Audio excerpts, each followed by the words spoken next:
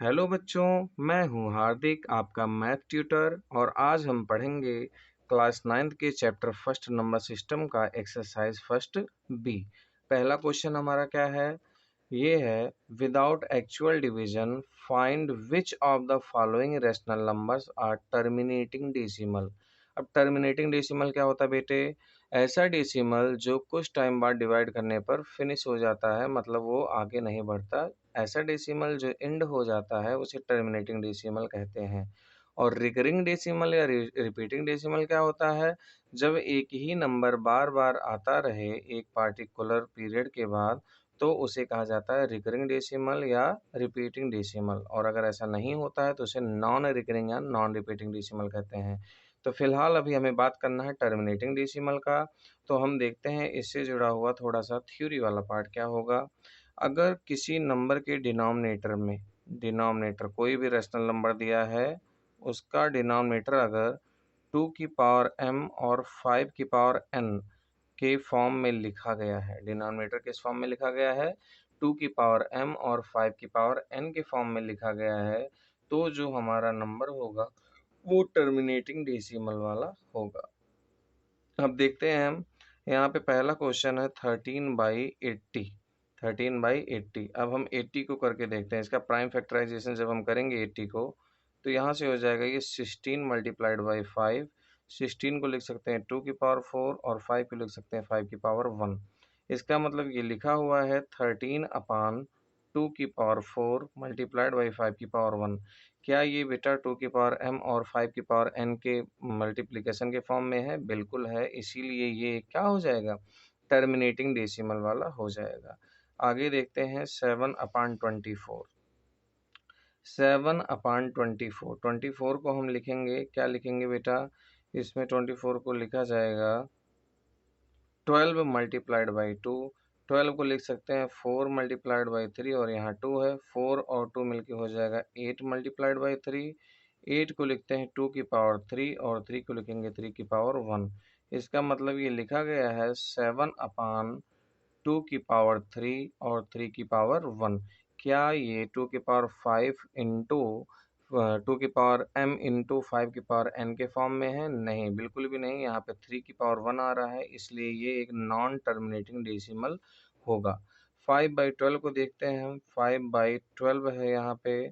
इसको क्या लिख सकते हैं हम? इसको लिख सकते हैं 2 की पावर 2 मल्टीप्लाइड बाई 3। 4 3 जा 12 हो जाएगा, इसलिए ये भी इस फॉर्म में नहीं लिखा है। इसका मतलब क्योंकि यहाँ 3 आ गया है, इसलिए इस फॉर्म में नहीं है, इसलिए ये एक नॉन टर्मिनेटिंग डेसिमल होगा। आगे देखते हैं हम 3/1/375।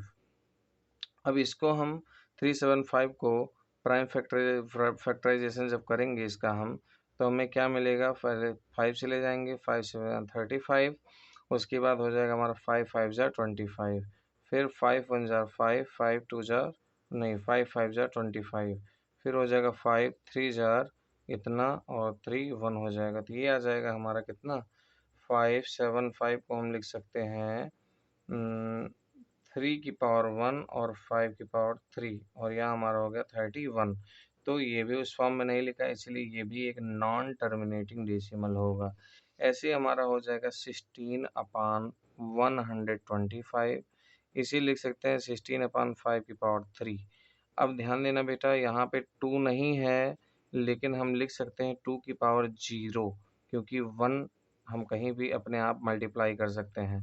तो ये वास्तव में उस फॉर्म में लिखा गया है 2 की पावर m इंटू 5 की पावर n के फॉर्म में, इसीलिए ये एक टर्मिनेटिंग डेसिमल होगा। आगे देखते हैं, write in decimal form and say what kind of decimal expansion each has. मतलब हमें बताना है बेटा कि ये इन सबको सबसे पहले डेसिमल फॉर्म में लिखना है एक्चुअल डिवीजन मेथड से। उसके बाद हमें बताना है कि इनका डेसिमल किस टाइप का है, मतलब टर्मिनेटिंग है कि नॉन टर्मिनेटिंग है, रिकरिंग है या नॉन रिकरिंग है, उसके बारे में हम बात करेंगे। अब क्या होगा बेटा? 5/8 लिखा गया है हमारा। 5/8, तो 8 से अपन 5 में जब डिवाइड करेंगे तो यहाँ पे कितना हो जाएगा? 0 पॉइंट, यहाँ पे 50 होगा, तो कितना आ जाएगा? 6 यहाँ आएगा, ये 48 हुआ। यहाँ पे बचा 2, ये 0, 8 2 जा 16 हो गया। यहाँ बचा 4, 0, 8 5 जार हो गया हमारा कितना? 40। तो इसका मतलब 5/8 जो है कम्प्लीटली डिविजिबल है 5/8 से। तो 0.625 हमारा आ रहा है, उसके बाद आगे कुछ आएगा नहीं, मतलब टर्मिनेट हो जा रहा है, एंड हो जा रहा है यहाँ पे हमारा डिवीजन। तो इसलिए ये एक टर्मिनेटिंग डेसिमल होगा। 7/25 की हम बात करते हैं, तो 25 से 7 में जब डिवाइड करेंगे तो यहाँ 0 पॉइंट कितना आ जाएगा, 2 आ जाएगा। तो यहाँ हो जाएगा हमारा 50, यहाँ आ गया 20 और एक सिंगल जीरो हम और बढ़ा लेंगे इसमें।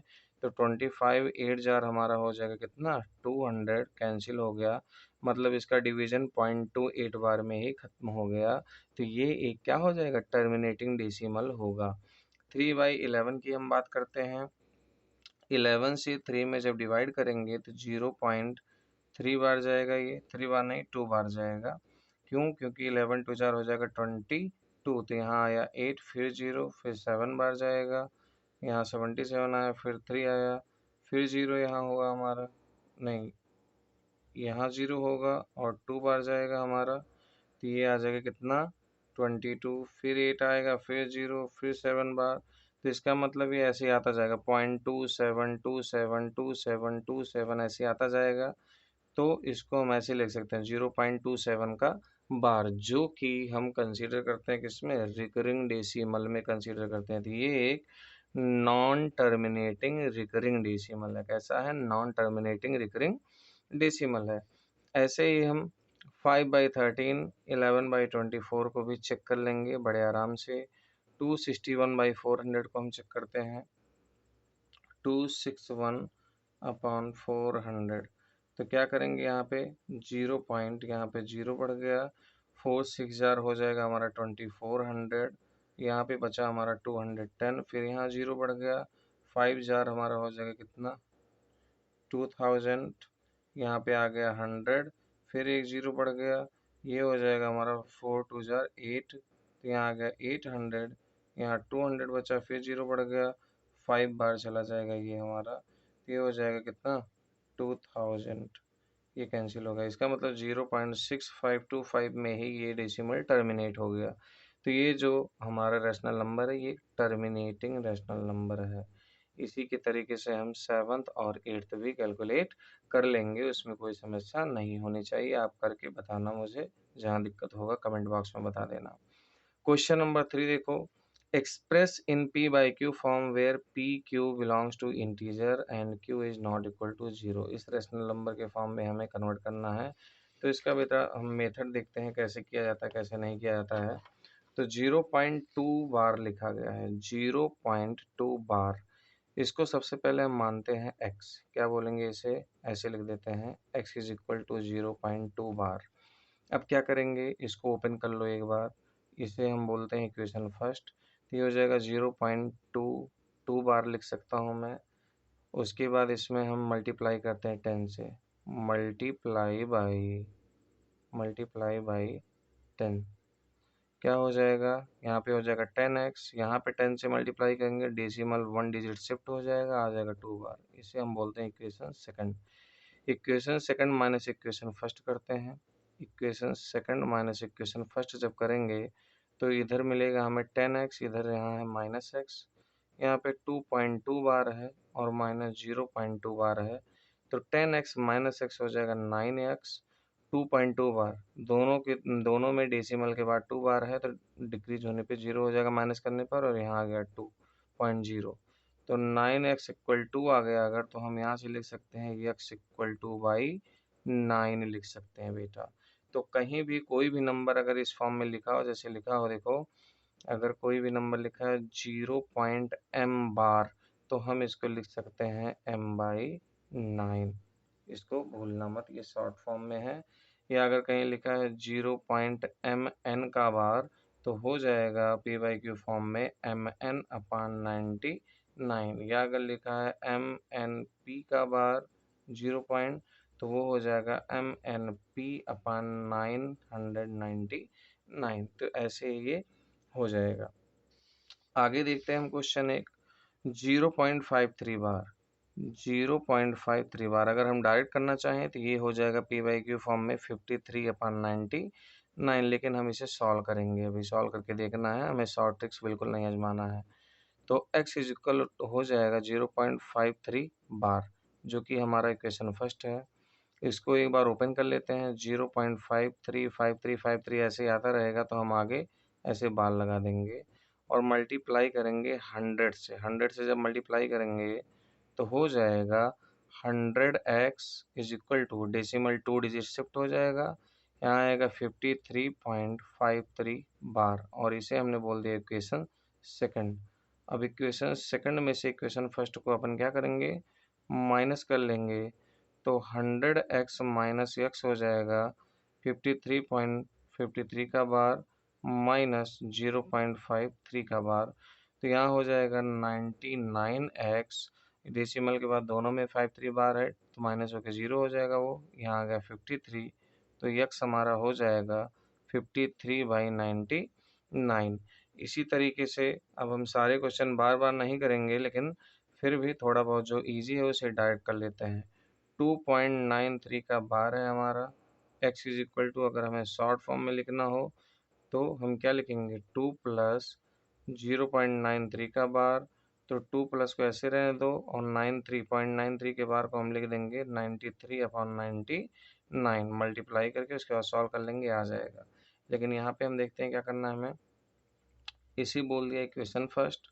अब क्या करेंगे, x इज इक्वल टू 2.9393 का बार और हम मल्टीप्लाई करते हैं, इसमें मल्टीप्लाई करते हैं 100 से, क्योंकि हमें डेसिमल 2 डिजिट शिफ्ट करना है इसलिए, तो यहाँ आ जाएगा 100x इज इक्वल टू 293.93 बार और ये हमने बोल दिया इक्वेशन सेकंड। अब हम क्या करेंगे, अब हम equation second minus equation first करते हैं, तो हमें क्या मिलेगा बेटा, हमें मिलेगा 100x minus x is equal to 293.93 का बार माइनस यहाँ से हो जाएगा 2.93 का बार। अब डेसिमल के बाद दोनों में 93 बार है तो कैंसिल हो जाएगा, इधर हो जाएगा 99x और यहाँ डेसिमल के बाद 0 ही बचेगा, 293 में से 2 चला जाएगा बेटे तो आएगा 291, तो हमारा x आ जाएगा 291/99, यही हमारा क्या है, आंसर है p/q फॉर्म में जो कि लिखा गया है। अब हम क्या करते हैं, क्वेश्चन नंबर 4 को बिल्कुल थर्ड की तरह ही करना है, उसमें कोई दिक्कत नहीं होना चाहिए। फिफ्थ को देखते हैं, यहाँ पे x इक्वल लिखा है 0.235, तो मैंने अभी बताया इसको अगर हमें शॉर्ट फॉर्म में ट्रिक का यूज़ करके लिखना हो तो हम सीधे लिख देंगे 235/999, लेकिन ये कॉम्पिटिटिव एग्जाम्स के लिए है, यहाँ नहीं, क्योंकि आप एग्जाम में लिखोगे तो नंबर बिल्कुल भी नहीं मिलेगा रिटन एग्जाम में। अब क्या करेंगे बेटा, इसको ओपन करते हैं थोड़ा सा, इसे हम बोलते हैं इक्वेशन फर्स्ट, ये हो जाएगा 0.235 ऐसे आता चला जाएगा, तो यहाँ बाहर लगा देता हूँ। मल्टीप्लाई कर देते हैं 1000 से दोनों तरफ, क्योंकि डेसिमल 3 डिजिट शिफ्ट करना है, तो यहाँ 1000x हो जाएगा हमारा 235.2